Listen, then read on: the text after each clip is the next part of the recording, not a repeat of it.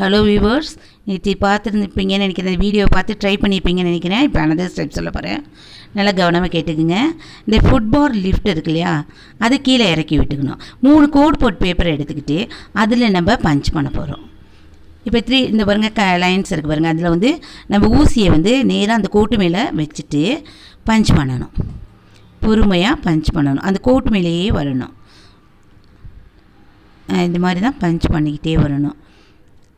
Paper மெதுவாக move பண்ணிக்கிட்டே வரும். நம்ம மூவ் பண்ண வேணாம், அதே இந்த பல் சக்கரமே அது மூவ் பண்ணி கொடுக்கும். நம்ம ஜஸ்ட் அந்த பேப்பரை வந்து லைட்டாக தொட்டாலே போதும். இந்த மாதிரி பேப்பரில் போட்டுட்டு அந்த கோடு, இந்த பேப்பரில் உள்ள அனைத்து கோடுகளையும் நம்ம ட்ரை பண்ணிடணும், பஞ்ச் பண்ணணும் ஸ்ட்ரைட்டாக.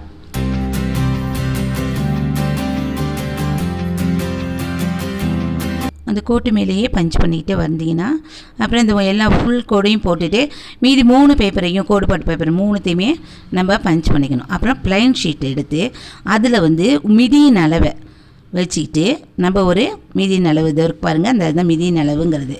அதை வச்சுட்டு நம்ம பஞ்ச் பண்ணணும். அளவாக வச்சுக்கிட்டு நம்ம பஞ்ச் பண்ணிக்கிட்டு வரணும்.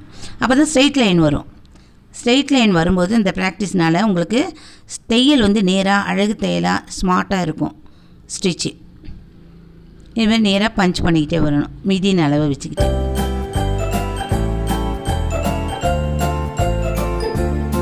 ஓகேவா?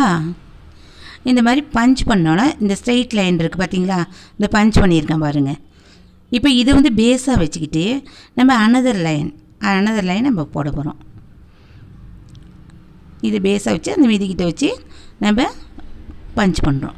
இப்போ வந்து ஸ்ட்ரெயிட் லைனாக வரும். இதேமாரி 3 டிம்மி ஷீட்டில் நீங்கள் வந்து பஞ்ச் பார்க்கணும்.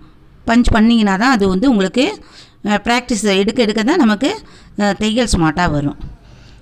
இதெல்லாம் முடிஞ்சோடனே அப்புறம் ஏர்போர்ட் ஷீட் எடுக்கணும்.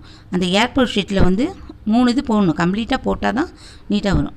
போட்டு நல்லா ப்ராக்டிஸ் பண்ணிக்கிட்டிங்கன்னா நல்லா ஸ்டிச் வந்து நீட்டாக வரும்.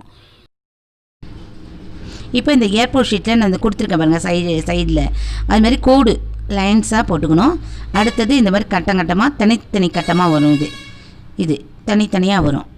அதுக்கு அடுத்தது பாருங்கள் கண்டினியூவாக வரும். அந்த கட்டம் வந்து கண்டினியூவாக ஒரு ஆரம்பத்தில் வந்து கடைசி மட்டும் கண்டினியூவாக வரும். தொடர் கட்டம் மாதிரி வரும்.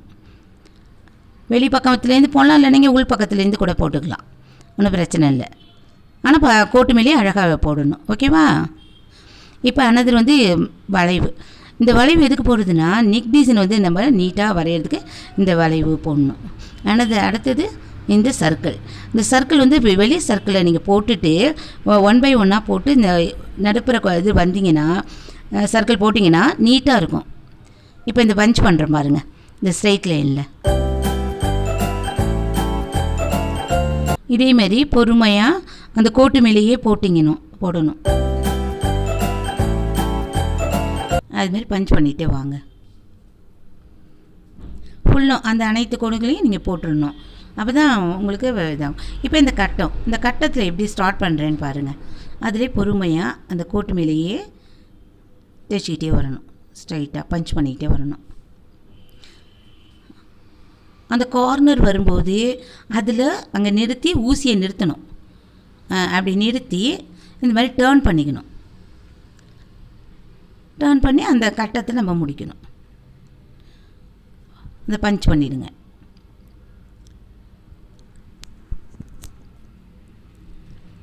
நீங்கள் வெளிக்கட்டத்துலேயும் வரலாம், உள்கட்டத்துலேயும் வரலாம்.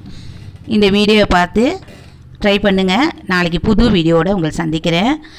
இந்த வீடியோவை லைக் பண்ணுங்கள், ஷேர் பண்ணுங்கள், சப்ஸ்கிரைப் பண்ணுங்கள்.